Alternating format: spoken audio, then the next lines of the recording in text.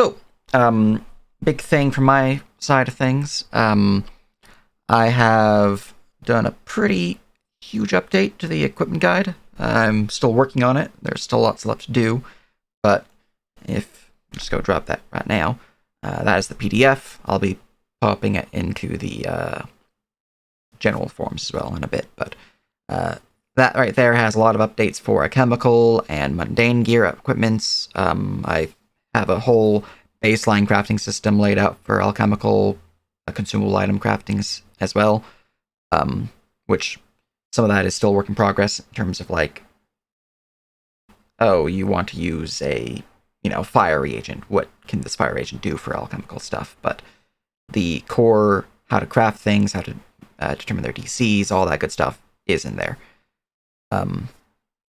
I have the change log in there as well, but I might have missed a few things because I'm pretty sure I forgot to put my changes from yesterday and the day before into the change log. But it's there. There's a lot of stuff. Big thing that's being updated though would just be me going through adventuring gear, making sure that mundane stuff's in the guide, as that's going to be a pretty big thing that we're going to want to go with. Indeed, as Legacy says, if you guys are wanting to help out, a lot of what I've been doing has just been converting the text from Pathfinder stuff to 5e terminologies and plopping into the book, and then using the crafting system I have in the book to gather the economy for this guide. I use a calculator for the economy I built in a Google Sheet, which I will link as well, just because it's much easier to determine prices using the calculator than it is on with one's head. So, it's still doable with one's head, but it's, night and day type of thing. Beyond that, I have started work on overhauling some of the other crafting systems. You'll notice with magic items, there is, or not with magic, with item crafting, as I moved the chapter from being like, here's a chapter for magical item crafting, here's a chapter for consumable crafting. I combine them all into one chapter.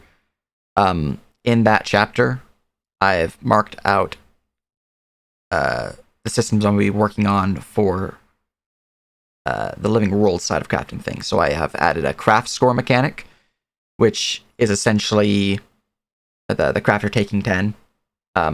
Those values can be adjusted based on if they have a tool set, if they have a forge of some type, if their forge or tools are higher quality, and all these other various things. That way we don't have to be like, give me a roll. We can just be like, what's your craft score? There, you can craft it. Which will make it easier on any bots that we make that tracks, hey, can they craft this? Check sheet, their craft score equals this, then we're good. I've also begun working on a recipe system that I have taken inspiration from the Alchemy Crafting Enchanting Ultimate Guide.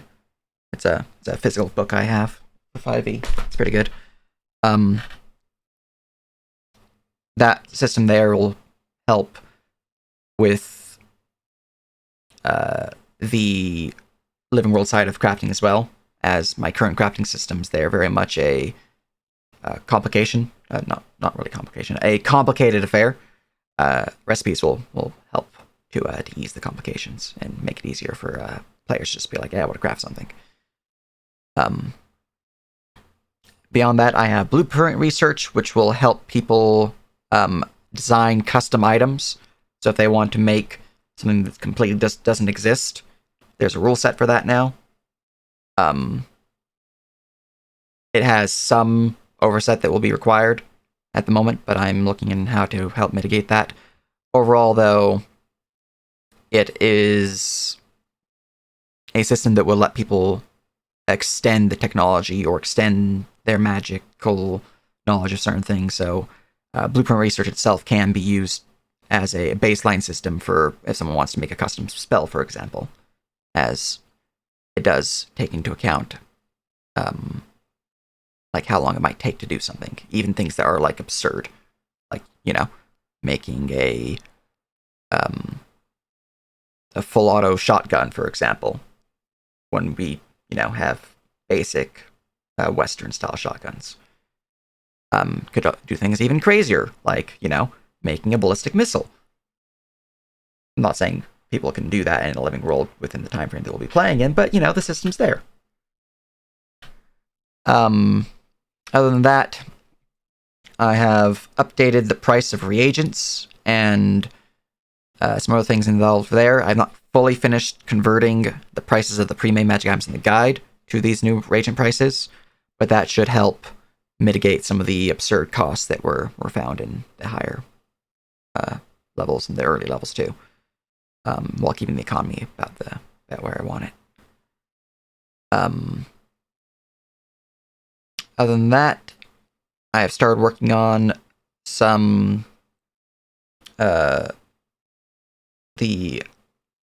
how I have the armor crafting document on World Anvil. I've started doing that with the weapons. That's a very lengthy process. So my thing started. I have started it before, but I've made more progress. It's gonna be a bit though. It's a lot. There's like 5 times the number of pieces involved with weapon crafting than there is armor crafting, so it's a bit more complicated for coding. Overall, that is the gist of my brief overview, or by brief I mean not really brief, of the equipment guide updates. You can check the changelog for perhaps a better understanding of what all the things I've done to it are. And I've done some work on the bestiary as well. That one, most of the work I've been doing has just been adding some more monsters for the games I'm currently running. So, things that are kind of specific to those games. Though I imagine some of them will be very helpful for certain regions of the living world, such as Dolator, since I've been doing a lot of madness-based creatures. Another thing I've been doing for that bestiary, though, has been updating some of my monsters I already have in there, because some of them are really old, like from Verum days. As well as adding in a system that should help predetermine what type of ability an ability is. And by that I mean, I've seen a lot of players like, hey, can I counterspell this? Or hey, can I do X, Y, or Z? The system I'm working on will, tell you, hey, this is what this is. So you can be like, oh no, it's not, or oh yes, it is. And players will, be able to easily pick up on, oh, this is a magic ability, or this is a supernatural ability, or this is an extraordinary ability. We returning to Pathfinder, yes? Pathfinder, no. Essentially yes, though, but no.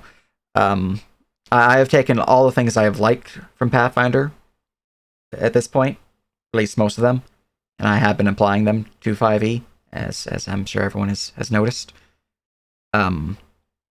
But for us to go right back to Pathfinder would be us dealing with like plus 70 stealth versus like a plus 10 perception. It's not feasible. You would. Didn't pronounce it correctly. I meant the extraordinary supernatural magical. Oh yes, that is a near replica of Pathfinder's extraordinary supernatural spell-like ability.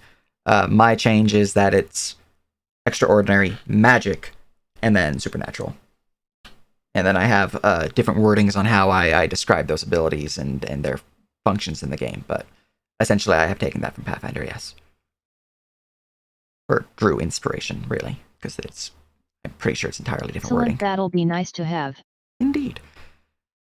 And as always, we do have the bestiary craft monster creation system on the Google Drive. So if people want to start making monsters, you can make your own custom monsters, put them on the drive. You can send them my way. Either way, at one point in time, they will be added to the bestiary. Additionally, you could look at like, oh, I want to use a monster from Pathfinder, or I want to use a monster from this other system, or I want to use a monster from 5e that's not currently in the bestiary. And you can, any help for monsters is appreciated. I probably will be dropping the bestiary, at least what I have currently, in the next couple of days, just so people can gauge what's already done, and they can get a better idea of what is available to work on. Um,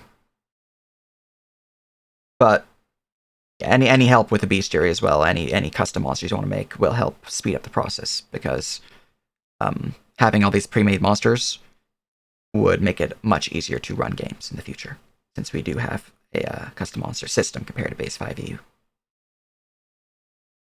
I can drop whatever ones are he's using in Thursday's game in there. Yeah, just send them my way. I'll plop them into the guide. The guide's a docx, so it's not exactly a shareable thing without dropping a full-on document. But, soon. Oh yeah, another thing I've been doing with the guide is I've been going through my monsters and adding lore tidbits to them. So I'd be like, oh, this is a ghoul, here how ghouls are formed, and, here's generally their reason for why they're so, angry, and, things like that. Just so the guide itself is not purely just monster stats. It also lists ecology of them and their general treasure outlook, kind of like how Pathfinder lays out their ecology and treasure outlook. So if you're like, oh, I have an encounter with a bunch of wargs, I'll know you can skin their pelts for this much, you can get any particular reagents from them. Oh, they generally hunt in this number of creatures. Sometimes they have an additional creature with them, so it's like an alpha warg, which would be essentially a larger size warg of greater intelligence. Various things of that nature I've been adding to the guide as well. So if you're wanting to run like random encounters, or if you want to roll up random numbers of enemies, you can generally gauge where that is. One thing I've not added to the guide yet, but I tend to, would be to mark out the general difficulty range of these different groupings. For example, a pack of 12 wargs, even though they are, by their nature, I believe, a CR half or CR1 in my guide, 12 of them can definitely be a TPK for a low level party, but not so much for like a level 6 party. So, one of those things I want to add to the guide, but I haven't done that yet.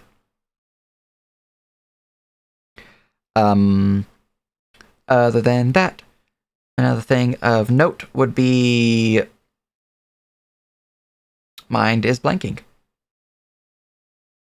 Well, while I try to remember what I was blanking on, Legacy has been very much appreciative of working on a site. I don't remember the site's name, but it's a site that helps organize.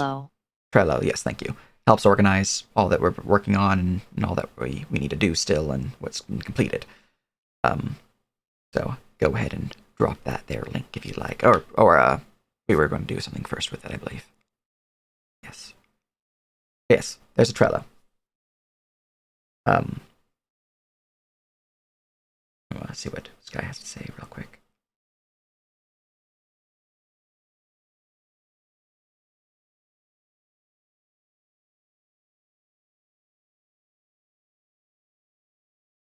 All right. While you type, one of the things I've been wanting to do, which I'm probably going to be doing soon, for anyone who's a region head, get with me, because I intend to make a more detailed map of each Living World launch region. So if there's anything that you want on your region, if there's anything that you think would be, cool to have, or you think that is missing from my base overworld map, or anything else that you're like, this doesn't really fit for how we're working things, just let me know and I can adjust. But that is on my docket to do, is to make specific regional maps, which, unlike the world map where it's every hex is 5 miles, the regional maps will probably be 1 mile per hex or half a mile per hex. Yeah, extraordinary is basically non-magical abilities. Supernatural are almost magical, but are not. I'm just going to copy the wording I have for him. It's right here, so I already had the book loaded up, so. Bestiary. Scrolling down to, here we go, ability types. Copy. So this is the extraordinary abilities description.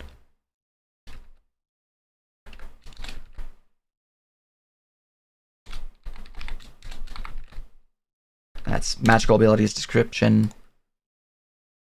And there might be more added to these later, but this is just the brief baseline I have for them. So, and then here is supernatural. Yeah, magical is all spell effects and things like that. So, but that should help gauge what can be and cannot be counterspelled, what would be affected by Mage Slayer and various things of that nature. And I've been starting to update all my monsters, so instead of saying like, oh, they have the seismic dive ability, it'll be like seismic dive extraordinary. Or, oh, they have the ability to shoot flames from their mouth, so like a dragon's breath, that would be supernatural. You know, things of that nature. So all I'm hearing is extra words used to totally not kill Sithams in Thursday's game. Totally. Yeah, it's just every ability I will be making and every ability from prior will have the parentheses EX, MA, or SU. Just so it's an easier to determine what it will be affected by. Yeah, helps out. Mm-hmm. Let me go see if there's anything else in the bestiary that I have it loaded at this point. Oh, one thing. The bestiary on the Google Drive, the type, not the type. No, that is the type. The bestiary type list, so like aberrations, beasts, so on and so forth. Those specifically, I have. There's a few of them I have modified ever so gently, just like some typos I fixed, and there's a few that were essentially doubling up. I apparently added, I think, magical beasts in both beasts and monstrosities. So just some minor changes there. But that's also shown in my bestiary doc X as well.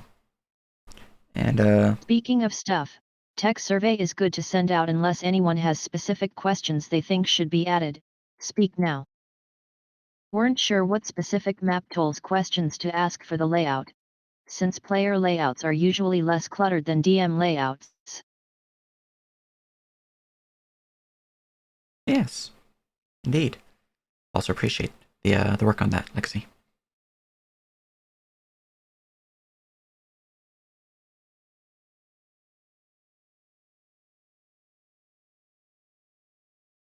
Yeah, I think overall with map tool questions, most of them that I would have in my own mind should be answered or are essentially already going to be fixed when we get the updates to the framework. So I'm not too worried about most of them. As for preformed layouts, I know that's something that Ryan was talking about.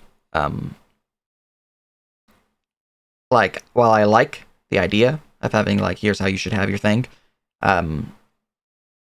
with the vast number of different aspect ratios that people will probably be using, I think we should have one that's like, here's our preferred layout, or here's a recommended layout for these various aspect ratios, but nothing that's like, I don't want to go too crazy into it because there's so many different options. So, like, we should have some, get a gauge on what people's aspect ratios are. So if that's not already in the form, get a gauge of what people generally have their layout at. Mm. Oh yes, definitely. Well, having recommended tabs would be good. We've seen like even in Varium, like even in like side games and stuff, a lot of players don't actually have their initiative open because the person running the game just tells them it's their turn, or will say, "Hey, you're on deck." Mm-hmm. Or the chat output tells them. Nah. Yeah. Yeah.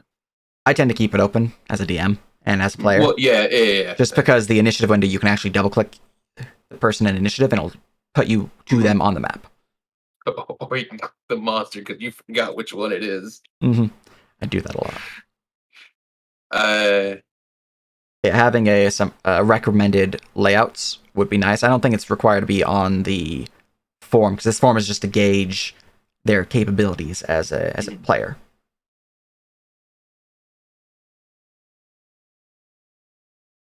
Yeah, yeah.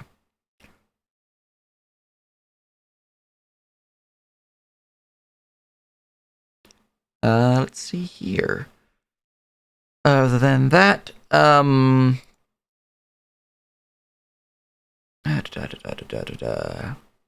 was I going to say?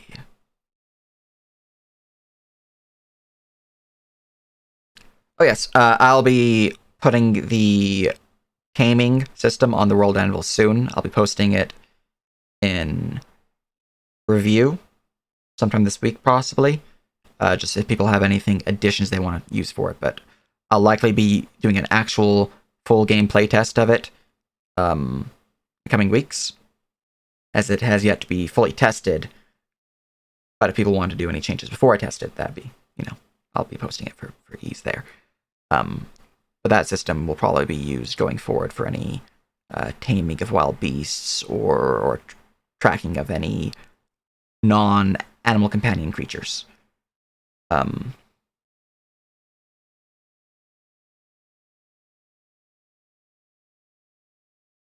I too would like a red dragon as a pet. Yes. It's exceedingly difficult. Yeah. It's fine. It'd be much easier to just be a ranger with the dragon subclass. Speaking of subclasses, though, some of the things that my players are doing are going to unlock some new subclasses. Specifically, there'll be two new druid subclasses, and there'll be a couple more psionic subclasses for various classes. And there should be the unlock of the psionic main classes soon, too. Look, you're not killing druids. If you start killing them, then those two subclasses I've been working on might not be unlocked. But if you don't kill them, we'll see. Are the druids evil? Like, are they trying to take over the world, make it green again, or? I mean, systems in the call. So They're very evil. they're the most Okay. evil. They cleansed a guy of a curse. That's pretty evil. It's true. Yeah. Anyways, the two new druid subclasses. One of them should be a beast handler subclass, so like the ranger's beast kin subclass, where they have a pet companion. The other one should be a lycanthrope themed subclass, where they can use their wild shape to shift into a hybrid form.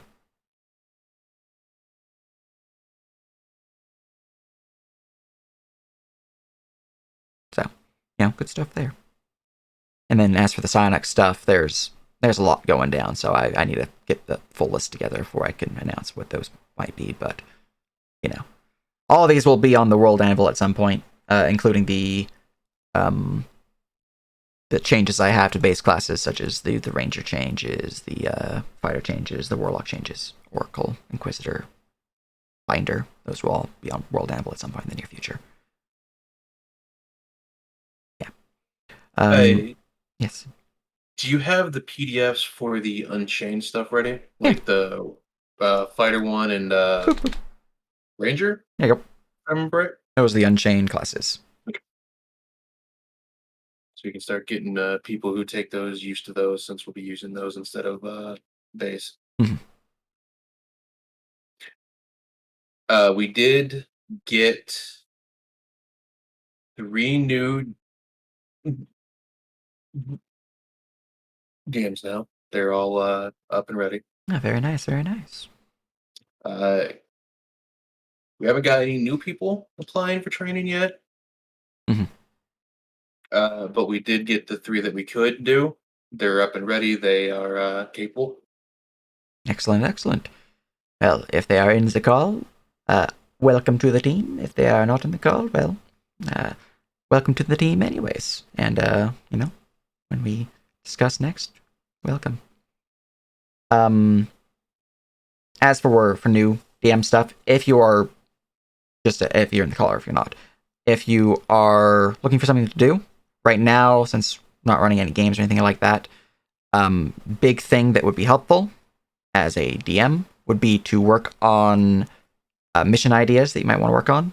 You don't have to do anything as crazy as what was required in training, where you have to have a full-on super document written up. But those are helpful to have.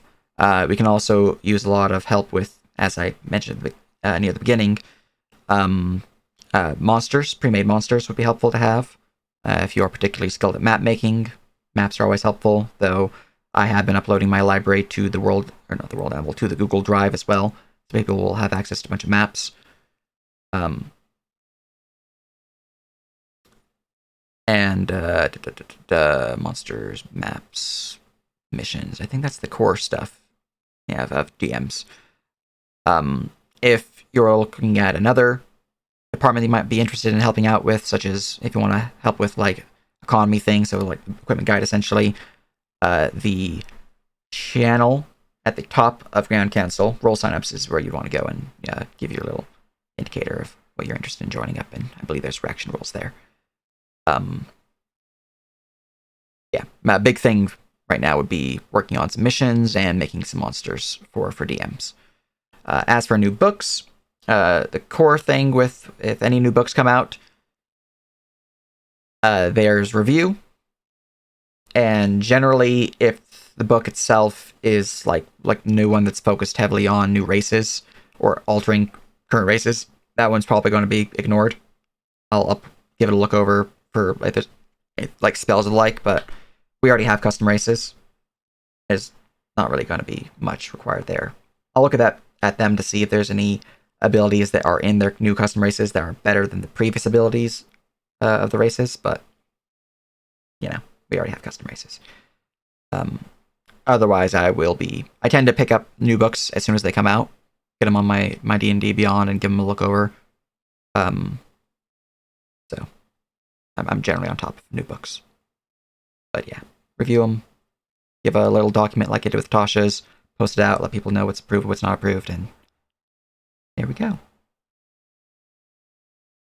Yeah, and obviously, Balance Team will have a meeting with myself, and we'll go over them in more detail, but for Living World approval.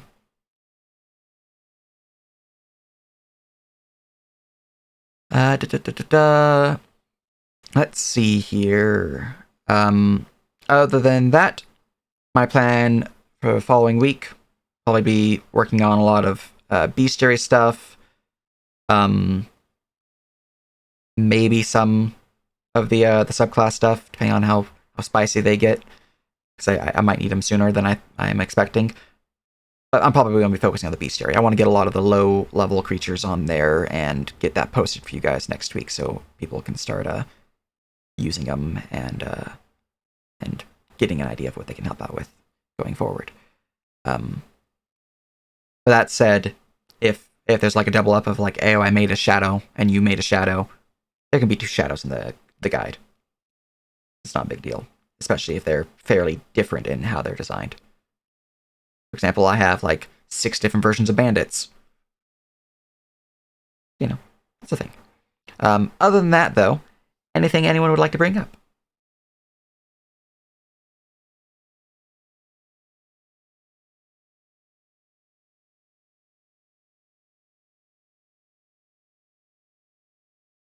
All right. I think that's about it.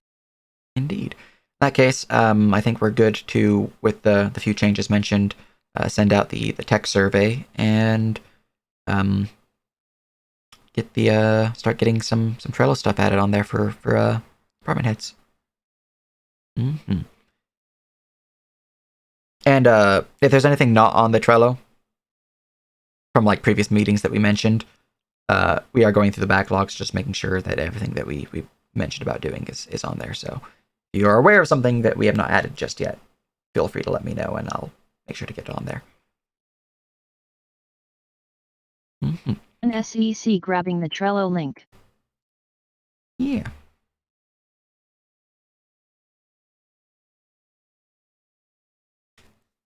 All right.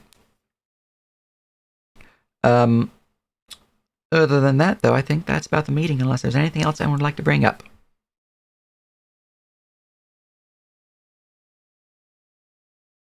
All right. So, that's the meeting. Appreciate everyone's faces. Appreciate all the help you guys been helping out with. And I'm gonna close the recording here.